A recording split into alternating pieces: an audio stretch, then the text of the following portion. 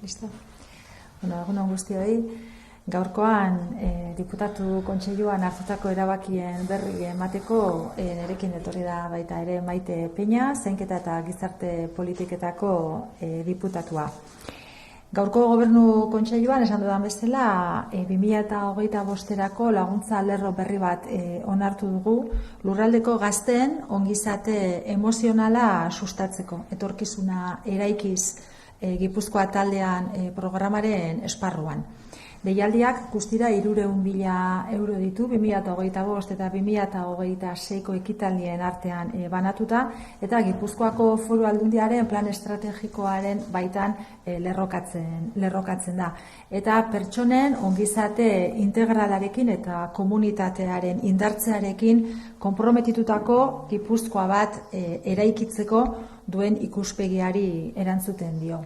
Nerabeen eta gazteen osasun mentala legealdi honetako erronka sozial handienetako bat da. Eta ildo horretan, gazteen eta nerabeen arteko nahasmendu mentalak gorakeda nabarmena izan du azken urteetan. Eta baita belaunaldi berriek, osasun mentalaren arloan dituzten zailtasunak ere eta guzti hau areagotu egin zen baita ere COVID-aren pandemiaren ondoren. Eta horrela egiaztatzen du Aldundiak Euskal Herriko Unibertsitateari eskatutako azterlan batek. Deialdi honen bidez, bultzatuko diren proiektuak 12 eta 15 urte bitarteko adingabei zuzenduko zaizkie, eta helburua da arazoak agertu aurretik, babes faktoreak indartzea eta baita ere arrisku faktore horiek murriztea. Deialdi berri honek beraz, babes komunitarioko sare hori indartu nahi du, hezkuntzaren, gizartearen edo komunitatearen eremuetan gara daitezkeen prebentzio proiektuei lagunduz, proiektu berritzaileen alde eginez. Oinarri arautzaileak Gipuzkoako aldizkari ofizialean argitaratu dira eta 2025ko deialdia datozen asteetan aktibatuko da. Bestalde, Gipuzkoako ahalmen handiko errepide sarean segurtasuna indartzeko lan batzuk egingo dira. Bidegik jarduketa berriak esleitu ditu, AP8an bere lotuneetan segurtasuna areagotzeko eta sareko puntu kritikoetan urputzuak sortzea saihesteko. Alde batetik beraz, AP8ko lotuneak hobetzeko lanak egingo dira, Behobiatik Hernaniko zerbitzuguneraino. Helburu nagusia konexio bakoitzean segurtasuna indartzea da, bide zoruak berrituz, seinale naiz horizontal edo vertikalak berriak jarriz, balizatze eta euste sistemak ezarriz, eta baita foku argailuak instalatuz eta fresaketak eginez. Obra hauek 855.700 euroko aurrekontua daukate eta 6 hilabeteko epean gauzatuko dira. Eta aldi berean baita ere, drainatze lan espezifikoak jarriko dira abian, AP8ko, AP bateko eta Gipuzkoa 20ko hainbat zatitan, galtzadan ura pilatzea saiesteko eta euri handiko egunetan arrisku egoerak prebenitzeko. Esku hartze honek 623.600 euroko esleipena izango du eta 6 hilabeteko epean gauzatuko dira baita ere. Eta bestalde, bidegik baita ere, erabat berrituko ditu, Zarautz ekialdeko eta Oiartzungo ordain lekuak, hau da, autopistako ordain lekuak. Funtzionamendu autonomoa ahalbidetuko duten kobrantza sistema berriez hornitzeko. Zarauzkoa berritzeko aurrekontua 3.354.000 eurokoa izango da, 13 hilabetean gauzatuko da, eta Oiartzuneko aurrekontua berriz, ia 3 milioikoa izango da, eta 12 hilabeteko epean gauzatuko da. Eta kontrol eraikina ere egokitu egingo da. Bi kasuetan, markesinak eta gaur egun dauden bideak eraistea aurre ikusten da, eta hoien ordez, arkupe berriak, bakoitzean 6 bide izango dituztenak, eta gainera hoietako 2 itzulgarriak izango dira zarautzen.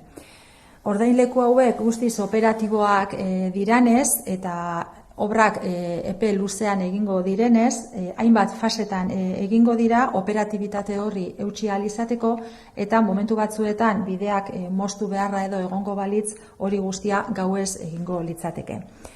Kobrantza estazio berriak prest egongo dira, bide dinamiko gisa funtzionatzeko, BAT edo abiatu bezalako tag gailu bateragarriak irakurriz, ibilgailuak abiadura murriztuz igarotzea ahalbidetuz, baina zeharo gelditu gabe. Era berean, arretagabeko bide automatiko gisa ere gaituta egongo dira, bai tajarekin ordaintzeko edo telefono mugikorrarekin, erloju adimendunarekin, banku txartelaren edo eskudiruaren bidez. Eta berrikuntza honek trafikoa arintzea eta bidesariak ordaintzeko erosotasuna ekarriko dute. Eta orain Maiteri pasako diot hitza, berak eman ditzan adinberri zentroko obrei buruzko azken orduko berriak. Maite? Eskerrik asko. Eguerdi-on guztioi, Irune Berasaluze gobernantzako diputatuak aurreratu duen bezala, diputatuen kontseiluak gaur onartu du 2025ko ekainaren 9an berriz hastea Pasaian eraikitzen ari garen zahartzearen eta mendekotasunaren arloko erreferentziazko zentroa eta lurrazpiko aparkamendua, hau da, adinberriren egoitza berria eraikitzeko lanak. Hori horrela, eraikuntza birgaikuntza artapena enpresarekin aldundiak zuen kontratua berrarabiazi egingo da ekainearen 9tik aurrera.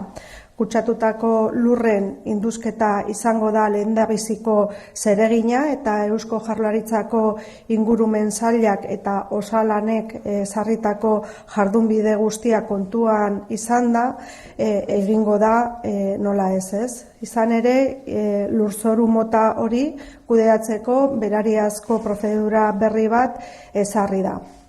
Hori horrela, orain arte bezala, langileen eta inguruan bizi diren herritarren segurtasuna bermatzeko zehaztu diren prebentzio neurri guztiak aplikatuko dira. Lanek bere bidea jarraituz gero, aurreikuspena da 2028ko hasieran adinberriren egoitza berria eraikitzeko lanak amaituta egotea. Azpimarratu nahi dut, adinberri zentroa Gipuzkoako Foru Aldundiak azken hamarkadan egindako inbertsio garrantzitsuenetako bat dela. Izaera aitzindaria duen gizarte zentro honek. Etorkizuna eraikiz ekimenaren barruan sortuak, erantzuna ematen dio Gipuzkoako gizartearen zahartzeak dakarren erronkari, zaintza eredu berritzaile eta kolaboratibo baten bidez landuz. 124 egoitza plazarekin, bizi osorako 18 etxebizitzarekin 22 pertsonentzako eta eguneko zentro batekin.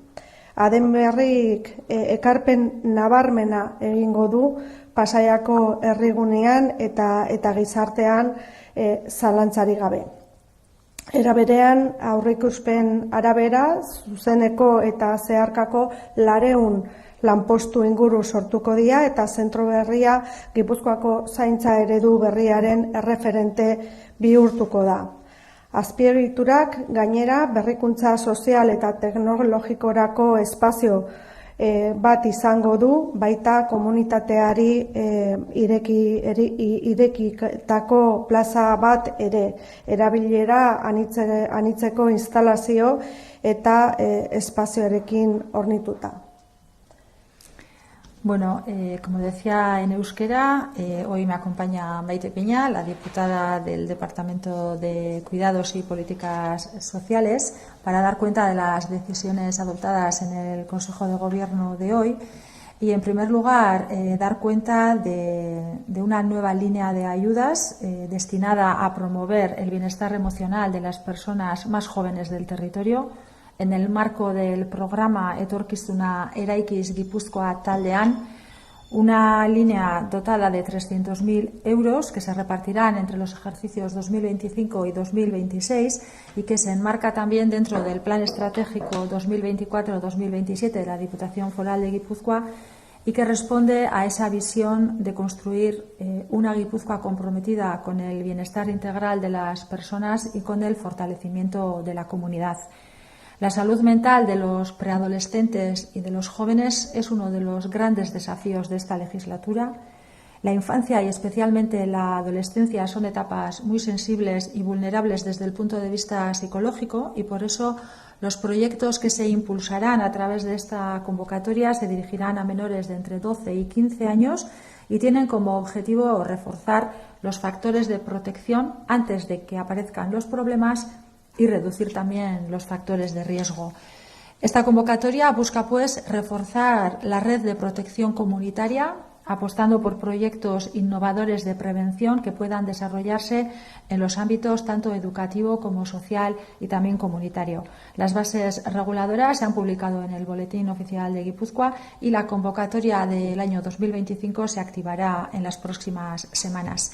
Por otra parte, también vamos a dar cuenta de diversas actuaciones que se van a llevar desde Bidegi para mejorar la seguridad en las vías de alta capacidad, en las autopistas del territorio. Por un lado, se van a llevar trabajos de mejora en los enlaces de la AP8 desde Beovia hasta la altura del área de servicio de Hernani. Unas obras que van a contar con un presupuesto de 855.700 euros y que se van a ejecutar en un plazo estimado de aproximadamente 6 meses. Y paralelamente también se van a poner en marcha trabajos específicos de drenaje en distintos tramos, tanto de la AP8 como de la AP1 y también de la Guipúzcoa 20, con el objetivo de eliminar la acumulación de agua en la calzada y prevenir situaciones de riesgo en los días de lluvia intensa. Es una intervención que también se ha adjudicado por un importe de 623.600 euros y que también va a tener igualmente un plazo de ejecución de 6 meses. Y también Bidegi va a acometer obras para renovar completamente los peajes de Zarautz Este y el de Oiartzun, para dotarlos de sistemas nuevos de cobro que permitirán su funcionamiento autónomo. El presupuesto para la renovación del peaje de Zarautz es de 3.354.000 euros con un plazo de ejecución de 13 meses y el de Oiartzun con un presupuesto casi de 3 millones de euros y también con un plazo de ejecución de 12 meses. En ambos casos se prevé la demolición de las marquesinas y de las vías actuales y la sustitución por nuevos pórticos con 6 vías en cada una de ellas y 2 de ellas van a ser además reversibles en el caso de Zarautz. Al tratarse de peajes que son plenamente operativos, se ejecutarán las obras en diferentes fases para poder mantener esa operatividad y en el caso de que sea necesario cortar la circulación, se procederá a hacer en horario nocturno. Estas nuevas estaciones van a estar preparadas para operar como vías dinámicas mediante lectura de un dispositivo TAG compatible como el vía-T o a vía-TU, posibilitando el paso de los vehículos, reduciendo la velocidad pero sin necesidad de detenerse. Y también estarán habilitadas como vías automáticas desatendidas, tanto para el pago con ese tag como también con el teléfono móvil, con un reloj inteligente, con una tarjeta bancaria o también en efectivo. Para ello van a disponer de cámaras de lectura de matrícula, cámaras de contorno de alta definición para poder determinar el tipo de vehículo que accede o sale de la autopista, máquinas automáticas para todo tipo de pago y mecanismos de comunicación remota. Creemos que todas estas renovaciones van a redundar en la agilización de los tráficos y también en la comodidad para el pago en estos nuevos peajes. Y ahora le doy la palabra a Maite Peña para que dé cuenta de, pues de la situación del centro Adinberri. Maite. Bai, eskerrik asko, Irune. Bueno, como decía la diputada de Gobernanza, hoy en el Consejo de Diputados hemos aprobado la reanudación del contrato con la empresa Eraikuntza Berrikuntza Artapena, que retomará a partir del próximo 9 de junio las obras del proyecto de ejecución del centro de referencia en envejecimiento y también el aparcamiento subterráneo en Pasaia. Este es el nuevo centro Adinberri, el centro de referencia en atención al envejecimiento de Adinberri. Las obras se reanudarán con las labores de excavación de las tierras contaminadas, siguiendo todas las directrices que han establecido tanto el Departamento de Medio Ambiente del Gobierno Vasco como Osalan en el marco de un nuevo procedimiento específico para la gestión de este tipo de suelos con todas las garantías. Como hasta ahora, se aplicarán todas las medidas preventivas determinadas por las autoridades competentes en materia laboral y medioambiental con el objetivo de garantizar la seguridad tanto del personal que va a intervenir en estas labores como también del resto de la ciudadanía residente en el entorno, ¿no? Se prevé que las obras concluyan a comienzos del 2028 y sí que me gustaría recordar, ¿no?, que el centro Adinberri constituye una de las inversiones más relevantes impulsadas por la Diputación Foral de Guipúzcoa en la última década. Es un centro social pionero enmarcado en la estrategia Etorkizuna Eraikiz, trabajado desde luego desde la gobernanza colaborativa y responde al reto que nos plantea el envejecimiento de la sociedad guipuzcoana, abordando el mismo reto mediante un modelo de cuidado innovador y colaborativo. Recordar, son 124 plazas residenciales de atención a personas con dependencia, 18 apartamentos para toda la vida, 18 unidades residenciales para toda la vida con 22 plazas y un centro de día. Adinberri contribuirá de forma significativa a la regeneración urbana y social de Pasaia y desde el punto de vista de los empleos que se prevé que generen, los ciframos en 400 empleos directos e indirectos y se convertirá en un referente del nuevo modelo de cuidados en Guipúzcoa. La infraestructura, para ser así referente además, va a contar con un espacio de innovación social y tecnológica y una plaza abierta a la comunidad equipada con instalaciones y espacios de uso polivalente. Oso ondo, guk hau zan esateko geneukana, galderarik ere baldin badaukazue, zuek esan.